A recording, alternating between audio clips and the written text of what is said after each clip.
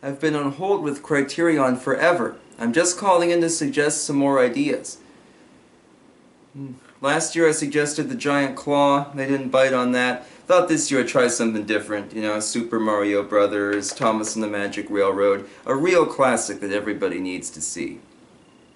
Welcome back, my friends, for another Halloween Criterion video. Last year I picked out 10 titles to review and discuss. We covered Rosemary's Baby, Don't Look Now, The Devil and Daniel Webster, several others.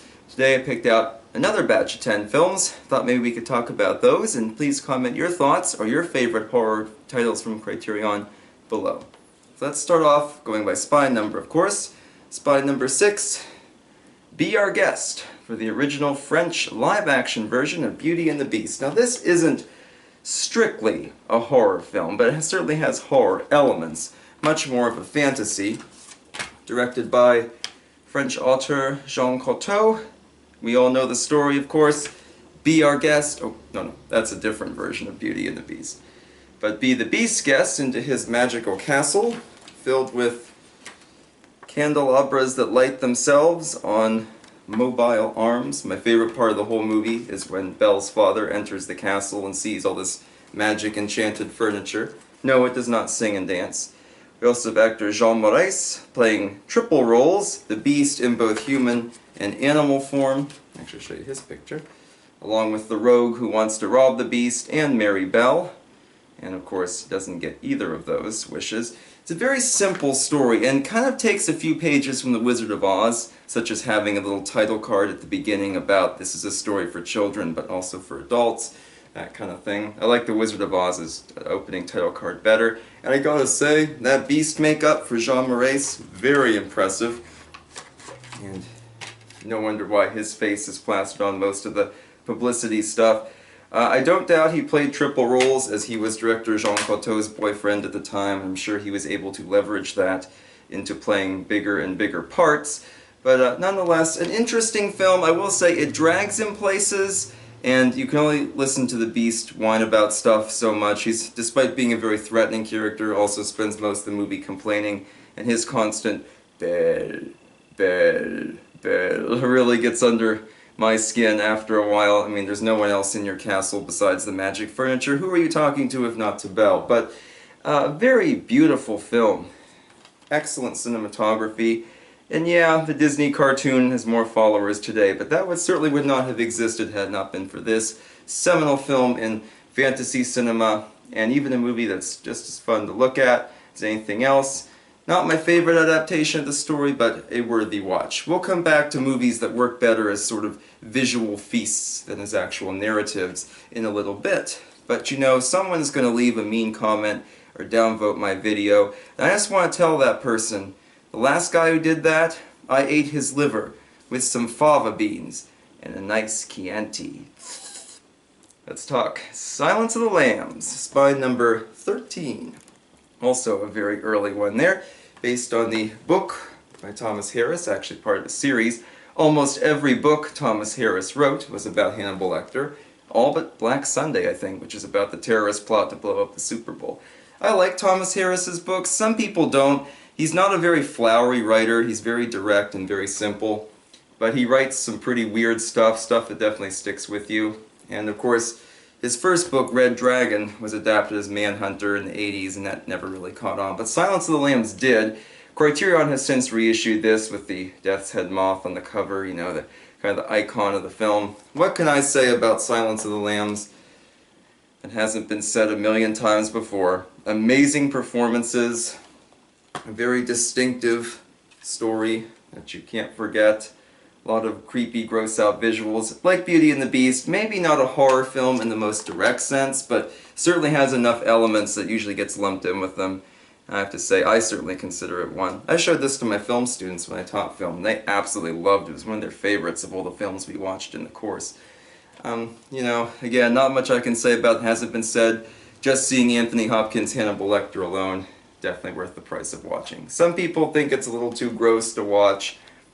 I get that, but honestly there aren't so many gross out scenes that I think most people could probably enjoy it. Just a few scenes where they'd have to shield their eyes or look away. Going back to France now, a Clouseau film from 1955, Diablique, spine number 35. This is the reissue here on Blu-ray, different cover. Two women, one a wife, one a mistress, both stuck with the same abusive man, drown him in the bathtub and then plan to dump his body in a swimming pool later, but that body never is found in the pool, and weirdly enough it seems like, did he survive his drowning, or is it a ghost coming back from the dead? Something like that. Like the previous two, Diablique is kind of almost more of a detective procedural kind of film first and a horror film second, but there are definitely some horror visuals, especially involving the ending. And it's such a twisted, weird premise that I think almost anybody could really get into it.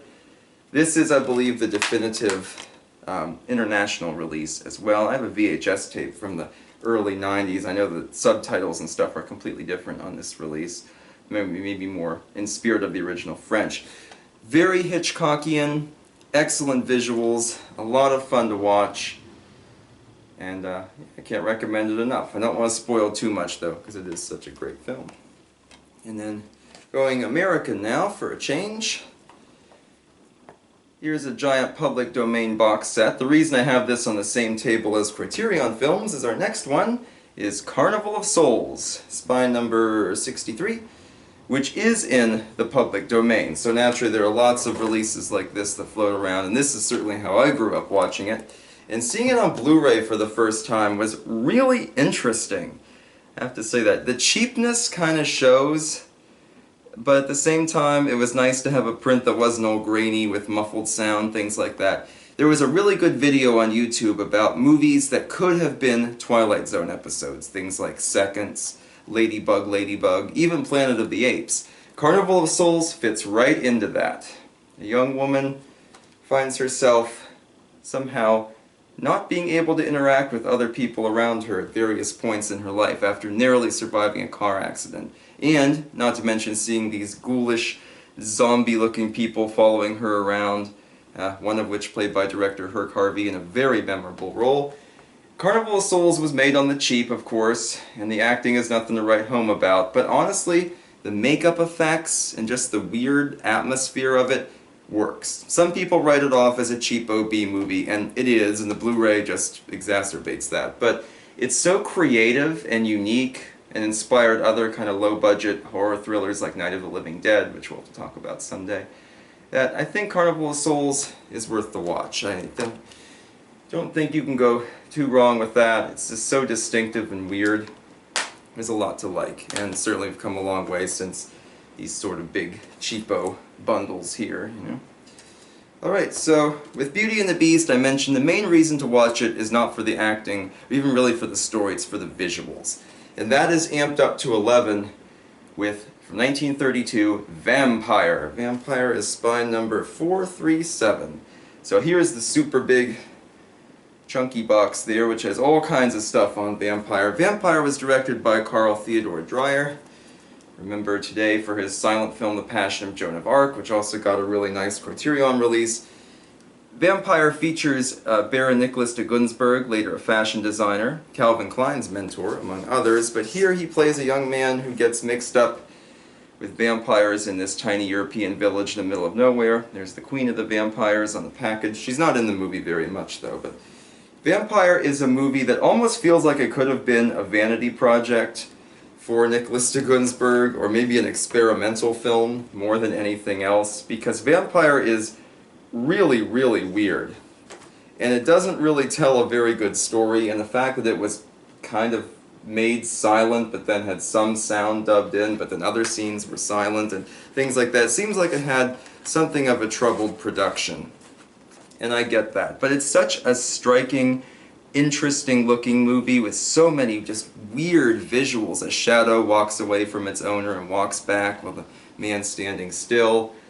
A lot of just really creepy stuff. Skulls that sit on a shelf but then rotate to follow the person as they walk. It's really cool stuff. The acting, of course, is nothing to write home about.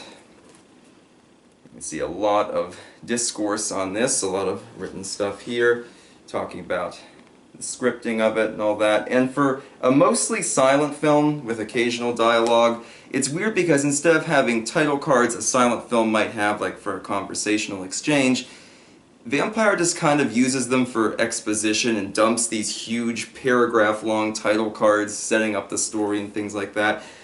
It kind of almost feels like a movie that they could take just visuals from and print them in a book, and that would be more interesting than watching the movie, because it's such a visually striking film, but it's really not an especially scary one, nor does it tell, like I said, really a very compelling story. It's kind of all over the place. But definitely worth watching, I think, if you want kind of an otherworldly, atmospheric experience, and much different than something like Dracula, who graces my shirt today. You know, you can tell maybe that Dreyer and cinematographer Rudolph Mattei and other people involved watched that and said, yeah, we don't want something like that. We don't want a Hollywood vampire, we want an old world vampire. And maybe the money just wasn't there to make something more, you know, normal, more grounded. Another one I've never been a huge fan of, but I did enjoy on my last viewing, was 676, excuse me, not 696. 1942's I Married a Witch with Veronica Lake. Veronica Lake and her father, Cecil Kellaway, both witches, are burned by the Puritans with their souls imprisoned in a tree, and when they're freed from that tree, they take revenge on their persecutor's descendant, who is currently running for governor. And Veronica Lake does her best initially to foil that plan, and then ends up becoming part of the plan to make him governor after she accidentally ingests a love potion. So I Married a Witch is really fun. It has a lot of those 1940s screwball comedy moments involving things that could never, ever, ever even vaguely happen in reality. But she's really fun to watch. Even though her and Frederick March apparently fought all the time off screen there, they do have good chemistry on screen. I think it actually makes for some fun moments. Cecil Kellaway steals the show as Daniel the Warlock, though. There's a blank on the back. And of course, their souls can be imprisoned in bottles at various points, hence the bottles on the package. There's some fun stuff there. Susan Hayward as March's extremely bratty, shrewish fiancée is really fun to watch. And Veronica Lake looks amazing as usual. Very difficult to work with, I'm sure, but she is a lot of fun in comedy roles. She's in one of my favorite movies of all time, Sullivan's Travels, so it's good to see her here. And a perfect one for Halloween, of course, an early progenitor to something like Bewitched. Some of the effects have aged quite badly. It took director Rene Clair a while to kind of establish himself in the US. Of course, his film Flame of New Orleans had crashed and burned, and I have that on VHS, and it's not very good. This is better, but it's still not him firing on all cylinders. Some of the risque humor I think that he wanted to include had to be toned down quite a bit, as it was the 40s and not the 30s, so I kind of get that. He probably couldn't make exactly what he wanted to. Spy number 1179, a movie we've talked about before on here, Targets. Targets is a horror film, but in a much different way. Boris Karloff's last major film before things like Isle of the Snake People. Here he plays the movie star who wants to retire and go back to England because there's no sense in making horror films when real life is far scarier than anything a horror film could deliver on. And indeed, when his life intersects that of a crazy shooter on a rampage, that is brought to light in many ways. I really like Targets. It is a very, heavy social issue kind of movie, but at the same time I think it handles it really intelligently. And I think Karloff is great in this, and certainly a much better capstone to his career than those cheapo Mexican films that he had to make shortly before his death. But Targets, I can see where people might object to it being considered a horror film, but I think it uses horror films to kind of convey that social message, and sadly I think is even more relevant today in some ways than it was in 1968, but definitely worth a watch, even if it's just for Karloff's performance. I'm cheating a little bit on this last one, a special triple feature, Todd Browning's Sideshow Shockers. I've talked about this one when I picked it up in one of my Criterion Hall videos. 3 films from Todd Browning, director of Dracula, of course, amongst many other things. 1932's Freaks, 1927's The Unknown, and 1925's The Mystic. So The Unknown I actually haven't watched on here yet, but I do have the original version on my Lon Chaney DVDs. But here it got a complete restoration, extra 10-15 minutes or so of footage put back in the movie. Very excited to watch that. Have not gone around to it yet. That's an amazing film, and both it and Freaks are very heavy on the body horror aspect, and really don't need elaborate plots and things like that to capitalize on it. Freaks, of course, is a little sad to watch today because these poor people who were born with various disabilities or deformities were marketed as sideshow freaks, which was not a very ethical thing to do. But the movie's fascinating as a time capsule of these sort of attractions that once existed in our culture, that kind of thing. The Unknown, very similar in that regard. Lon Chaney in an amazing performance as Alonzo the Armless, the man who claims to have no arms but actually is harboring a much different secret. The real odd man out here is the Mystic. The Mystic I had to watch because I'd never seen it before I picked up this set. And it's an interesting story of a girl pretending to be a psychic who falls in with a con man, decides to use those imaginary powers to swindle wealthy people in America, but then it weirdly turns into a morality play at the end, and there's stories of redemption, things like that. They feel kind of tacked on, like maybe it was more of a studio mandate than part of the actual story. But the Mystic still has a good carnival atmosphere at the beginning, and there's a knife-throwing henchman, things that are more up Todd Browning's alley, I think, than something like a morality story. But a very, very exciting set. I can't wait to watch that fully restored version of The Unknown. From what I gather, there's not a lot of stuff that or important stuff that was cut out, but there certainly are a lot of missing incidental scenes. The version on the original Lon Chaney DVD set only runs about 50 minutes. Well, this one's about 60-some. So probably nothing major, but certainly some interesting stuff, I think, to kind of counter that. So, very excited. So, again, comment some of your favorite Criterion horror films below. And in the meantime, go out there and have a nice October. Sorry if the rain was annoying during this video, but it's fall now. What can we do? We'll see you next time. So long.